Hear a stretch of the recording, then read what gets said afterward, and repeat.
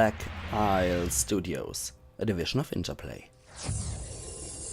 BioWare Corporation.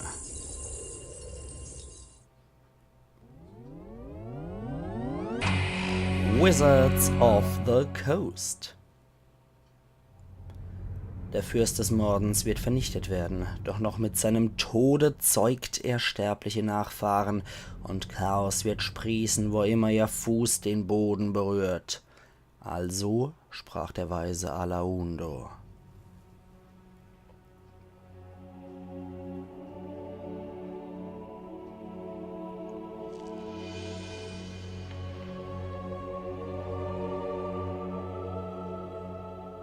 Ihr verbrachtet eure Kindheit in der Bibliotheksfestung Kerzenburg, unter der schützenden Hand eures Ziehvaters Gorion. Imoen teilte dieses Zuhause mit euch.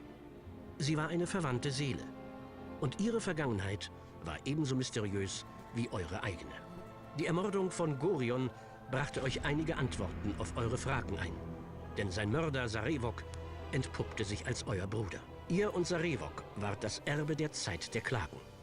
Jener chaotischen Ära, als die Götter Fleisch wurden und gezwungen waren, auf Erden zu wandeln. Einer dieser Götter sah seinen eigenen Tod voraus. Und so wandelte er vor dem Kataklysmus über das Land und zeugte eine Anzahl sterblicher Nachkommen, die ihm als Keimzelle für seine Wiederauferstehung dienen sollten. Diese Gottheit war Baal, der Fürst des Mordes. Und ihr seid eines seiner Kinder. Sarevok wollte einen blutigen Krieg mit möglichst vielen Opfern auslösen, um zu beweisen, dass er es wert sei, der neue Fürst des Mordes zu werden. Ihr tötetet euren Bruder und schicktet seine verdorbene Seele zurück zu Baal. Ihr wart der Held von Baldurs Tor. Doch einige hegten bereits den Verdacht, ihr könntet vom selben Vorfahren abstammen wie Sarevok. Bald darauf seid ihr verschwunden. Unter düstereren Umständen, als es irgendjemand für möglich gehalten hätte. Sie kamen, als ihr euch gerade zur Rast gelegt hattet. Geschöpfe, die von einem Nebel verhüllt waren, der auch eure Sinne umnebelte und die Trennlinie zwischen Wachen und Träumen verschwimmen ließ. Es lag weder Bösartigkeit in ihrem Tun, noch Hass. Auch gab es keinen Hinweis, dass vielleicht eine alte Rechnung beglichen werden sollte. Nur eine schnelle Gefangennahme und die Vorahnung von noch viel schlimmeren Dingen.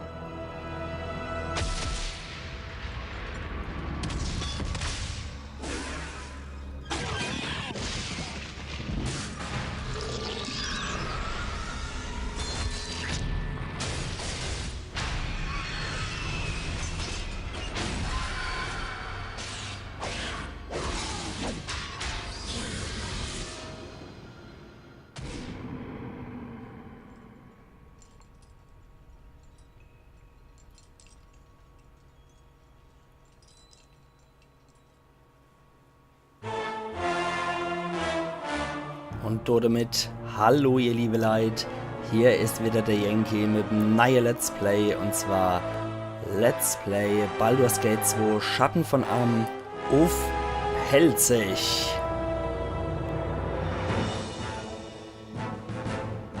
Ich genieße gerade diese Musik jetzt schon.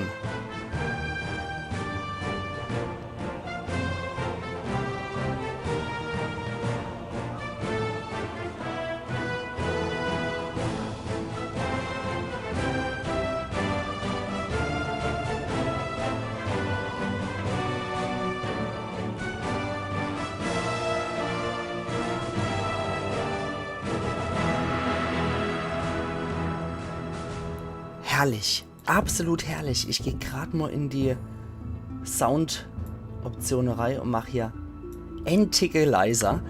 Es ist so großartig, diese Musik ist so dermaßen ultra episch. Ach ja. Ja, zu Baldur's Gate, warum nicht Ends? Oh, ich könnte heulen, wenn ich das sage, aber ich habe leider nie Baldur's Gate Ends selber besessen. Ich bräuchte jetzt einen Schulterklopfer und eine Umarmung, aber es ist leider so. Dafür habe ich das 2er rauf und runter gespielt in meiner Jugend. Und es muss natürlich auch Let's Played werden, gerade jetzt, da die Horrorspiele aufhören und ich jetzt mein erstes Rollenspiel mache, was nicht japanischer Natur ist. Hat sich das Ganze angeboten. Baldur's Gate 2 ist wie gesagt aus den 90er Jahren, End 90er Jahre. Und basiert auf dem sogenannten AD&D. Das ist Dungeons and Dragons die 2. Edition Sellemols gewesen. und war auch das Pen-and-Paper-System, mit dem ich früher als Kind groß geworden bin. Und es hält sich sehr, sehr genau an die Pen-and-Paper-Vorbilder. Und ich muss sagen, was ich bisher so gesehen habe, hat sich immer do an gute Charaktere, Paladin oder Mehrfachklasse mit Kämpfer etc., mit Magier irgendwie noch orientiert. Ich werde einfach Spaß haben und werde eine böse Gruppe spielen, an der ich sehr viel Spaß habe. Es wird kein reines Rollenspiel von meiner Seite aus geben. Ich versuche natürlich, mein Charakter zu sein, so gut wie ich kann. Und werde es auch so gut wie möglich ausspielen. Aber schauen wir mal, eventuell machen wir einmal die ein oder andere gute Tat, einfach nur weil es Erfahrungspunkte gibt. Ich habe noch einen Spielstand. Dann gucken wir uns gerade mal hier an. Ich habe hier noch einen Geisterjäger mit dabei, mit einer guten Gruppe. Einfach nur, um zu gucken, ob das Spiel so klappt bisher. Und es sah alles sehr, sehr gut aus. Jetzt hoffe ich nur noch, dass die Aufnahmen richtig passen. Wir fangen auch direkt an mit dem neuen Spiel. Am Anfang kann man hier mit Geschlechter anfangen. Dies ist eine rein ästhetische Entscheidung und beeinflusst eure Attribute in keiner Weise. Hat man hier Männer und Frauen. Männliche Wesen können in den Reichen jeden beliebigen Beruf ergreifen, sei es in der Zauber-, der Diebes- oder der Kriegskunst. Und weibliche Wesen können in den Reichen jeden beliebigen Beruf ergreifen und stehen ihren männlichen Gefährten weder in ihren Fähigkeiten noch in anderer Hinsicht nach. Ja, denken Sie mal drüber nach. Die Sache ist die, für alle, die jetzt eigentlich schon am Abschalten sind, wenn ihr nicht sehen wollt, wie der Yankee hier minutiösen Charakter gestaltet und Neulinge zeigt, was ist, dann steigt bitte in der nächsten Episode ein, bevor es heißt, total langweilig, die Folge, es geht hier nur um Charakteraufbau. Deswegen heißt auch die Folge Episode 000 und Charakteraufbau und Intro. Deswegen bitte nicht böse sein, wenn ich mal die Episode einfach nur nehme, um den Charakter aufzubauen, um euch Neulinge auch zu zeigen, wie man früher sowas gespielt hat und einfach alles zu zeigen hier und auch vorzulesen, was es hier gibt. Ja, man kann dann bei der Frau entsprechende Porträts wählen. Manche gehören zu NSCs, die man im Laufe des Spiels als Gefährte kriegen kann, wie die Dame hier oder die hier, ebenfalls die und die wird auch später in meiner Gruppe sein. Ja, und dann kann man sich noch diverse andere Bilder holen. Da gibt es auch noch Charakterbilder aus dem alten Baldur's Gate 1, zum Beispiel hier Dynaheir, die aus Raschemen kommen, sind doch Russen, ebenso wie Minsk, der ebenfalls NSC. Minsk, guter NSC, ich liebe mehr als Wodka. Auf jeden Fall. Baldur's Gate 1 habe ich leider nur als Let's Play gesehen. Oh, ich hätte so gern selber mal spielen. Ja, das ist Imoen aus dem ersten Teil. Im zweiten hat sie ein extra Bild gekriegt. Ich glaube, das war ja Hera im ersten Teil. Ja, dann gibt es hier noch diverse Bilder. Ja, Frauen haben aber weitaus weniger Bilder als die Männer. Schande an der Stelle. Das ist ein NSC, der wird eventuell auch in die Gruppe kommen, dieser Jürgen von der Lippe hier. Der kommt hundertprozentig in die Gruppe mit rein. Der nett. Das ist dann so ein Halborg, das einzigste Bild von einem Halborg hier. Jan Jansen, großartig, absolute Klasse. Aber leider wird Jan Jansen nicht mit dabei sein. Minsk. Der nette Herr wird auf jeden Fall auch mit in der Gruppe sein. Da könnt ihr euch auch schon sehr drauf freuen. Ach ja. Okay, schauen wir mal. Ich weiß auch schon, was ich spielen werde. Dem habe ich übrigens meinem eigenen Bart zu verdanken. Als ich das 1998 war es, glaube ich, wo ich es gespielt habe, gesehen habe ich schon gewusst, alles klar, den Bart will ich auch, weil der geht hier so runter, so wie meiner. Nur, dass ich hier noch ausrasiert habe an der Stelle. Aber der Bart geht ursprünglich auf das Bild von dem Charakter hier zurück. Den finde ich auch immer großartig, muss ich sagen. Das war, glaube ich, Khalid im ersten Teil. Wieder ein Bild von Minsk. Der ist auch gut, der ist auch nicht schlecht, der Kerl. Okay, ich bin gerade am Aussuchen. Oh, nicht schlecht, so ein Ira. Der ist auch nicht verkehrt. Okay, ich glaube, ich weiß schon, wen ich nehmen werde. Und zwar, scheiß drauf, genau. Nee, komm. Ich glaube, ich nehme doch das, was ich sonst immer nehme, weil ich den versiffte Typ hier, den finde ich immer so wunderbar allumfassend. Dann bei Rasse haben wir dann Menschen. Sind die vorherrschende Rasse in Faerun. In den vergessenen Reichen herrschen sie über die meisten bedeutenden Reiche und Königreiche. Sie sind die sozialste und toleranteste Rasse. Vielleicht abgesehen von den Halblingen. Die einzige besondere Fähigkeit, die ein Mensch besitzt, liegt darin, dass er jede beliebige Charakterklasse wählen und in jeder Klasse die höchste Erfahrungsstufe erreichen kann, was natürlich sehr, sehr praktisch ist. Elf. Elfen sind gewöhnlich kleiner und schlanker als Menschen, ihre Gesichtszüge sind fein geschnitten und zart und sie haben sehr wohl klingende Stimmen. Elfen werden als leichtfertig und reserviert angesehen. Sie beschäftigen sich mit der Schönheit der Natur, Tanz, Spiel und ähnlichen Zeitvertreib. Ihr Humor ist ebenso geistreich wie ihre Lieder und ihre Poesie. Elfen sind von Natur aus resistent gegen Schlaf und andere Bezauberungen. Sie können durch Infravision im Dunkeln sehen und sind sehr geschickt im Umgang mit dem Bogen und dem Langschwert. Sie erhalten einen Bonuspunkt auf ihre Geschicklichkeit, doch wird ihrer Konstitution ein Punkt abgezogen. Die Elfen in den Reichen werden in 5 verschiedene Unterarten gegliedert: Goldelfen, Mondelfen, Wildelfen, Seeelfen und Drow. Halbelfen haben wir da noch. Das sind gemischt rassiger Herkunft. In ihren Adern fließt sowohl Menschen- als auch Elfenblut. Sie sind gut aussehende Zeitgenossen, die die vorteilhaftesten Züge beider Rassen in sich vereinen. Halbelfen besitzen die Neugierde, den Erfindungsgeist und den Ehrgeiz ihrer menschlichen Ahnen und die geschärften Sinne, die Liebe zur Natur und die künstlerische Ader ihrer elfischen Vorfahren. Halbelfen sind nur begrenzt widerstandsfähig gegen Schlaf und andere Bezauberungen. Sie können mit Infravision im Dunkeln sehen. Und ihr seht dann, während der Mensch hier solche Vorteile hat, der Halbelf nur begrenzte Vorteile hat und der Elf dann hier noch Geschicklichkeitsbonuspunkt haben kann, aber dafür einen anderen Malus kriegt. Das wird noch wichtig sein. Gnome. Die Gnome sind mit den Zwergen zwar verwandt, sie sind jedoch bedeutend kleiner als ihre entfernten Vettern. Gnome sind auch, wie sie selbst stolz betonen, weniger rundlich als die Zwerge. Die meisten haben mehr oder weniger stark gebräunte Haut, weißes Haar und eine relativ große Nase. Gnome besitzen einen ausgesprochenen Sinn für Humor, besonders wenn es um Streiche geht. Ihre Liebe zur Natur wird lediglich noch durch ihre Liebe zu Edelsteinen und Juwelen übertroffen. Gnome sind von Natur aus resistent gegen Magie. Sie können mit Infravision im Dunkeln sehen. Sie erhalten einen zusätzlichen Intelligenzpunkt. Ihrer Weisheit wird dafür jedoch ein Punkt abgezogen. Dann haben wir noch der Halbling. Halblinge sind kleine, im Allgemeinen rundliche Zeitgenossen, vergleichbar mit kleinen Menschen. Ihre runden und offenen Gesichter haben meist eine gesunde Farbe. Gewöhnlich haben sie krauses, borstiges Haar, das auch ihre Füße bedeckt. Im Allgemeinen ziehen sie die Behaglichkeit des Heims den Gefahren des Abenteurerlebens vor.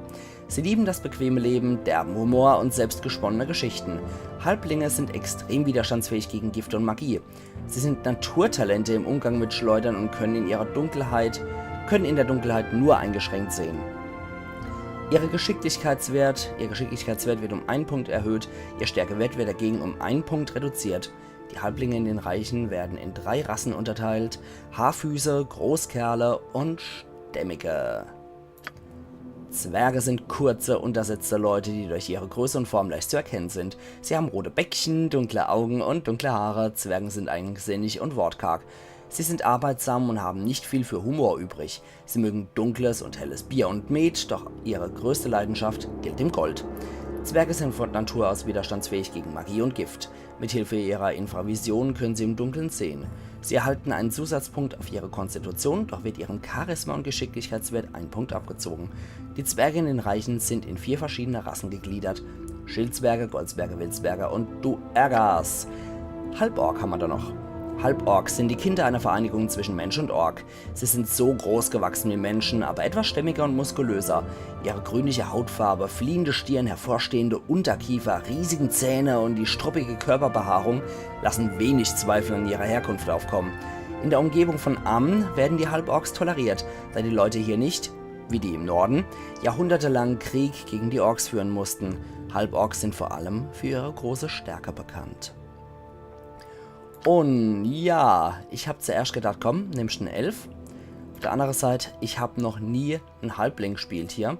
Und ich denke, es wird einfach mal Zeit, weil für die Klasse, die ich vorhabe, ist der absolut perfekt. Wie ihr seht, gibt es hier mehrere. Und es hat immer wieder so kleine Unterteilungen. Waldläufer hat auch noch ein paar, Paladin hat auch noch 3. Du gibst beispielsweise der Geisterjäger, den ich vor allem wegen seinem Schutz vor Lebenskraftentzug genommen habe, als Beispielcharakter, weil das später noch sehr, sehr, sehr nützlich sein wird. Kleriker gibt es dann von verschiedenen Gottheiten. Das ist der böse Gott, das ist der neutrale Gott und das ist hier der gute Gott. Ja, Druide, Magier, klassisch halt in seine Schule unterteilt. der kann dann nur seine Schule besonders gut und kann die von seiner Gegenschule überhaupt nicht lernen. Beispielsweise kann ein Illusionist keine Nekromantie lernen, weil die gegenüber sind. Dann gibt es da den Dieb. Da wäre ich vor allem Männerspieler. Weil es gibt hier nur 2 Diebe, die wirklich was taugen. Der Ende ist der Yoshimo. Der wird später noch kommen. Der wird aber den Charakter im Laufe des Spiels verraten. Deswegen, das musste ich immer bitte erfahren, die Lektion. Und der zweite ist halt der Jan Jansen, der Gnom am Anfang, den ich mal kurz erwähnt habe. Die Sache ist, dass der eigentlich ein sehr, sehr guter Dieb ist, aber der hat noch Magier als Klasse mit dabei, sodass er auch nie wirklich nutzen kann, was ein Dieb haben kann. Jetzt hat der Bade, der ist halt sehr unterstützend, der Hexenmeister, der kann nicht so viel Zauber lernen, wie der Magier in seinem Magierbuch schreiben kann, aber der Hexenmeister hat dafür mehr Zauber am Tag, wenn auch weniger. Mönch, auch großartige Klasse, der kämpft mit seiner Fäuste und kann da entsprechende Vorteile ausüben. Aber der Mönch ist oft waffellos effektiver als mit Waffe. Und dass es in dem Spiel diverse legendäre Gegenstände gibt, möchte ich euch die auf jeden Fall zeigen. Weswegen der Mönch leider ausfällt. Mönch und Hexenmeister und Barbar sind auch wiederum die einzigste Klasse hier im Spiel ohne 3 Kategorien, wie man zum Beispiel hier sieht. Den kann man direkt A wählen. Ja, und ich gehe direkt hier auf Meuchelmörder. Der tödliche Meuchelmörder wurde darin ausgebildet, unauffällig und effizient zu töten. Er verlässt sich auf seine Fähigkeiten, überraschend zuzuschlagen und darauf, dass er unerkannt bleibt, wenn es darum geht, sein Handwerk auszuüben. Da kommt noch dazu, dass der halt entsprechend Gift auf die Waffe schmieren kann, die auf sehr hoher Stufe durchaus dann sehr interessant und schnell wirkt. Dazu hat er noch +1 auf Trefferwürfe und Schaden, was auch sehr, sehr praktisch ist. Kann aber beim Stufeaufstieg nur 15% Punkte verwenden. Das ist für Diebesfähigkeiten. Das ist halt etwas bitter, aber die Pille schlucken wir, würde ich sagen. Ach ja, okay. Rechtschaffen gut ist leider nicht mit dabei. Einen Moment. Ich will ja auch die Gesinnungen vorlesen. Wählt nun eure Gesinnung. Die Gesinnung bestimmt das Zusammenwirken eines Charakters mit seiner Umgebung. Bevor ihr eure Wahl trefft, solltet ihr alle Beschreibungen sorgfältig durchlesen. Wenn ihr während des Spiels stark von eurer Gesinnung abweicht, müsst ihr mit Konsequenzen rechnen. Rechtschaffen gut. Charaktere mit dieser Gesinnung glauben, dass eine geordnete, starke Gemeinschaft mit einer gut organisierten Regierung für die Mehrheit der Leute bessere Lebensbedingungen bietet. Um die Lebensqualität zu sichern, müssen Gesetze erlassen und befolgt werden. Wenn die Einzelnen die Gesetze beachten und versuchen, sich gegenseitig zu helfen, gedeiht die Gesellschaft als Ganzes. Aus diesem Grund streben rechtschaffen gute Charaktere nach den Dingen, die am meisten Vorteile für die meisten Leute bringen und am wenigsten Schaden verursachen. Ein ehrlicher und hart arbeitender Leibeigener, ein gütiger und weiser König oder ein strenger, aber gerechter oberster Richter sind Beispiele für rechtschaffen gute Leute. Oder halt klassisch Paladin. Gut, da hätte man neutral gut. Diese Charaktere glauben, dass ein Gleichgewicht der Kräfte zwar wichtig ist, aber die Spannungen zwischen Gesetz und Chaos nicht von der Verwirklichung des Guten ablenken sollten. Da das Universum riesig ist und viele Wesen beheimatet, die nach unterschiedlichen Zielen streben, kann das entschlossene Streben nach Gutem das Gleichgewicht nicht beeinträchtigen, sondern es eher stützen. Wenn der Dienst an der guten Sache bedeutet, die organisierte Gesellschaft zu unterstützen, dann muss das getan werden. Wenn das Gute nur erreicht werden kann, indem die vorhandene soziale Ordnung gestürzt wird, dann soll es so sein. Die soziale Struktur an sich hat für sie keinen eigenen Wert. Ein Baron, der die Befehle seines Königs missachtet, um etwas zu zerstören, das er als böse ansieht, ist ein Beispiel eines neutral guten Charakters. Dann kommen wir zu chaotisch gut. Chaotisch gute Charaktere sind ausgeprägte Individualisten mit einem gewissen Hang zur Gutmütigkeit und Hilfsbereitschaft. Sie glauben an die Werte des Guten und Rechten, doch halten sie nicht viel von Gesetzen und Regelungen. Sie haben nichts für Leute übrig, die anderen vorschreiben wollen, was zu tun ist. Ihre Taten werden von ihrem eigenen moralischen Empfinden geleitet, das zwar gut, aber nicht immer mit den Wertvorstellungen der Gesellschaft übereinstimmt. Ein mutiger Grenzbewohner, der immer weiterzieht, wenn Siedler seinen Spuren folgen, ist ein Beispiel für einen chaotisch guten Charakter. Rechtschaffen neutral. Ordnung und Organisation sind von höchster Wichtigkeit für Charaktere dieser Gesinnung. Sie glauben an eine starke, geordnete Regierung, unabhängig davon, ob dies eine Tyrannei oder eine wohlwollende Demokratie ist. Die Vorteile von Organisation und Regelung stehen über allen moralischen Zweifeln. Ein Inquisitor, der entschlossen ist, Verräter um jeden Preis aufzustöbern, oder ein Soldat, der niemals einen Befehl in Frage stellt, sind gute Beispiele für rechtschaffen neutrales Verhalten. beziehungsweise auch typische Beamtengesinnung, könnte man sagen. Neutral. Absolut neutrale Charaktere glauben an das übergeordnete Gleichgewicht der Kräfte und weigern sich, Taten als entweder gut oder böse einzustufen. Da die meisten Leute auf der Welt Urteile fällen, sind absolut neutrale Charaktere sehr selten. Sie vermeiden mit allen Mitteln, sich auf die Seite des Guten oder des Bösen, des Gesetzes oder des Chaos zu schlagen. Es ist ihre Pflicht, dafür zu sorgen, dass all diese Kräfte ausgewogen bleiben. Absolut neutrale Charaktere Entschuldigung, werden manchmal in recht eigentümliche Allianzen gezwungen. In den meisten Fällen werden sie auf die Seite der Unterdrückten genötigt und wechseln sogar manchmal die Seiten, wenn der vermeintliche Verlierer plötzlich zum Gewinner wird. Ein absolut neutraler Druide würde sich mit dem örtlichen Baron verbunden, um einen Stamm von bösen Gnollen niederzuschlagen, würde dann aber die Seiten wechseln, wenn die Gnoll an den Rand der Vernichtung gelangen. Er wird versuchen zu verhindern, dass eine der beiden Seiten zu mächtig wird. Natürlich gibt es nur sehr wenige absolut neutrale Charaktere auf der Welt. Und das ist dann halt meistens die Gesinnung von Druide. Chaotisch neutral, eine von meinen Lieblingsgesinnungen.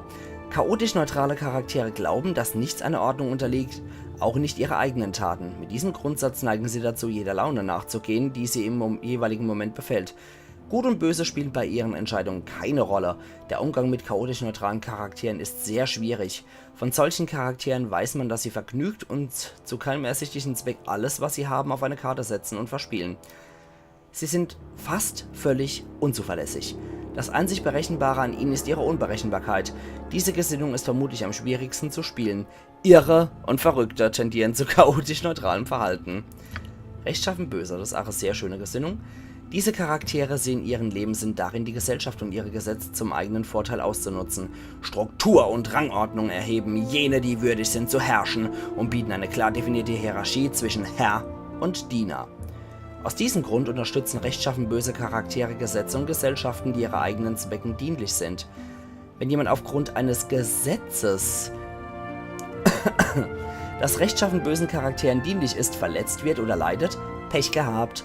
Rechtschaffen böse Charaktere halten Gesetze aus Angst vor Bestrafung ein.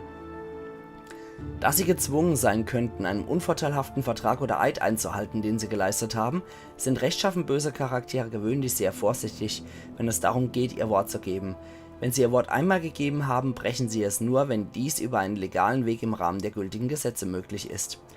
Ein mit eiserner Faust herrschender Tyrann und ein verschlagener, gieriger Kaufmann sind Beispiele für rechtschaffen böse Wesen. Kämen wir schon zu neutral böse? Neutral böse Charaktere sind zunächst mit sich selbst und ihrem eigenen Weiterkommen beschäftigt.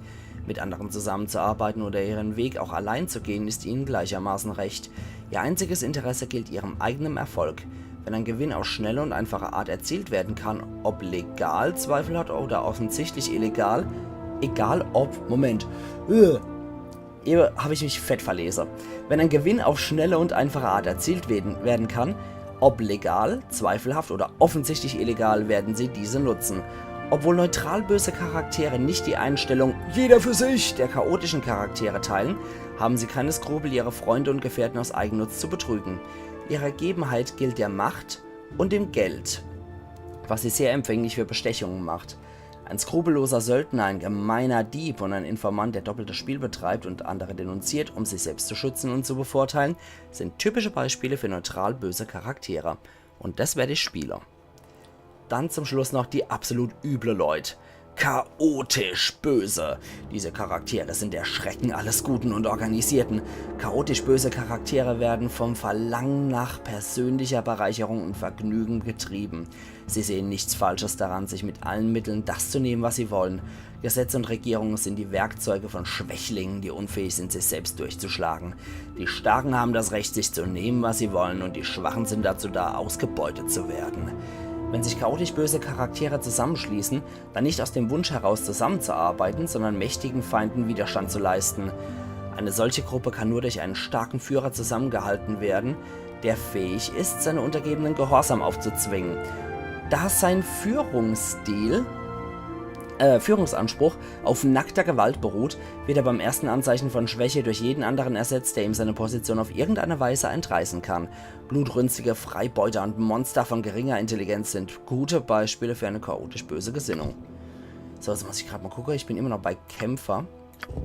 Das wollen wir doch gleich mal ändern auf Meuchelmörder. Neutral böse.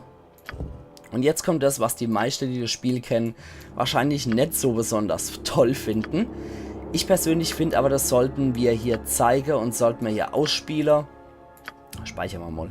Der Trick ist einfach, dass man relativ hohe Würfel kriegt und alles runtersetzt. Vor allem, wenn die bei Weisheit und Charisma sehr hoch sind, die Werte. Und auch bei Intelligenz und Stärke kann das ruhig hoch sein. Weil dann können wir hier möglichst viele Punkte vergeben. Je mehr über 43 kommt, desto besser. So, dann schauen wir dann mal, dass wir recht gute Ergebnisse haben, weil so können wir die Punkte auch definitiv gut verteilen. Gerade mal gucken, das sieht nämlich nicht schlecht aus. Ja, das sah sogar echt mies aus jetzt gerade, nachdem man es dann weggezogen hat. Ab und zu muss man halt wirklich gucken. Am besten ist es, wenn es in zweistellige Bereich bei alle ist. Ja, das könnte was sein. Schauen wir mal.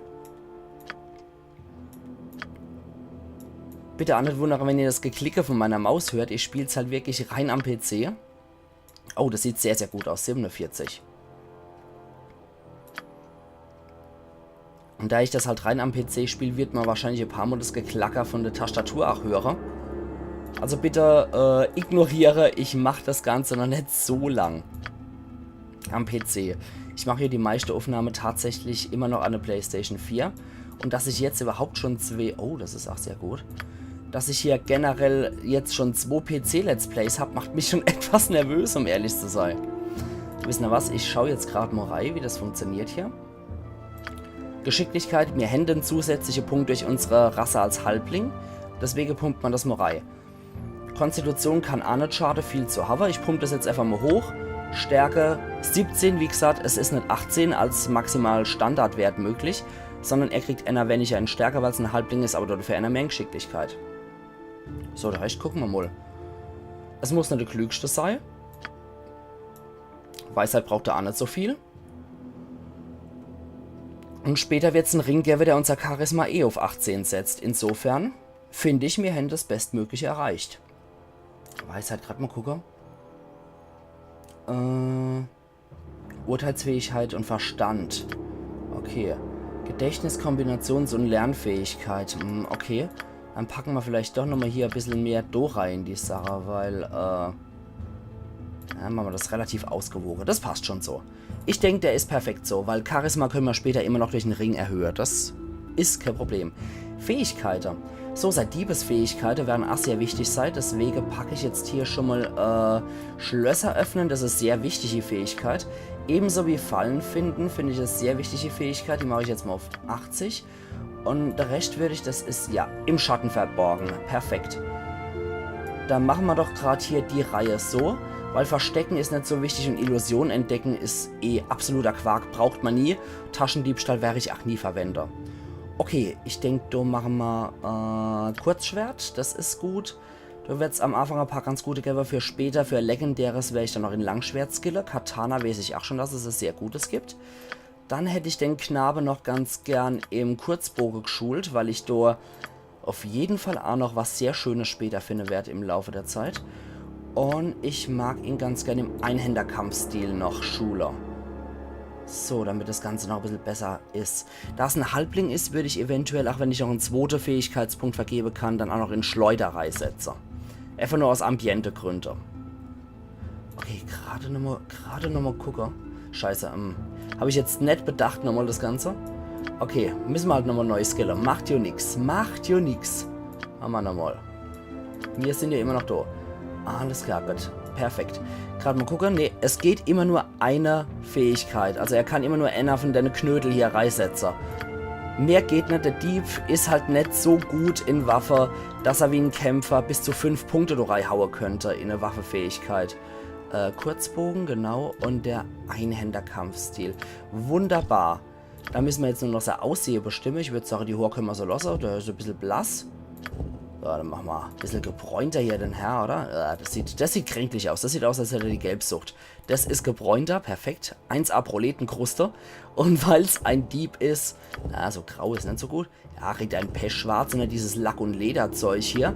Und er kriegt dann noch hinterher, ja, sagen wir mal so grau wäre vielleicht nicht verkehrt oder so schickes Braun. Na komm, es ist ein Dieb. Er kriegt noch Grau mit dazu. Perfekt. Jetzt kommen da nur noch die Stimme. Oh, schön, oder? Niemand ist besser geeignet. Ich rede, als würde ich durch einen Mülleimer sprechen. Machen wir es kurz und schmerzhaft. Den fand ich alle schon immer wegen der Stimme, wegen dem Spruch fand ich die Stimme immer am besten. Ich tue ohnehin, was getan werden muss. Es kümmert mich nicht, ob ich der Anführer bin. Müde nutze ich niemand etwas. Ich habe noch viel zu tun. Schluss mit dem nutzlosen Herumsitzen. Für einen Halbling ist es zwar vielleicht etwas zu alt und erwachsen, die Stimme, aber ich finde sie trotzdem gut. Wenn mich nicht rasch jemand heilt, wird das ein verdammt kurzes Abenteuer für mich. Ja? Okay. Ohne Zaudern in den Kampf. Ich habe eine zu große Dentalprothese. Ich werde mir Mühe geben, mit gutem Beispiel voranzugehen. Und den Stock aus meinem Hintern zu ziehen. In den Kampf und zum Sieg. Der klingt ein bisschen, als hätte er einen Schrumpfkopf. Also ich glaube, ich bleibe dann im Endeffekt tatsächlich hierbei. Machen wir es kurz und schmerzhaft. Genau, so sieht's aus.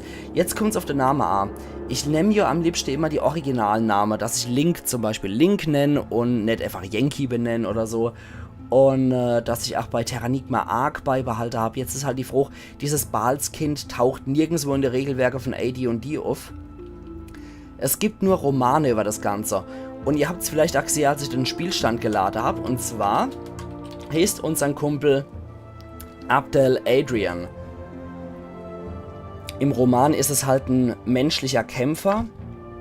Aber ich finde den Namen sehr cool und für unseren gnomischen Meuchelmörder finde ich das auch sehr, sehr geil. Und ich würde sagen, ihr liebe Leute, damit ist auch die Charakterentstellung ist vielleicht auch nicht schlecht, aber damit ist offiziell die Charaktererstellung fertig. Und wir sehen uns dann morgen zum eigentlichen Abenteuer beim ersten Teil von viele weitere von Let's Play Baldur's Gate 2 Schatten von Amn auf Pelzig. Und ich mache auch immer 30 Minuten Videos pro Tag, weil das Spiel so gigantisch ist und wir kommen sonst echt nicht durch, wenn wir nur bei 20 bleiben. Also machen's gut und bis morgen, freuen euch drauf. Ayan Yankee.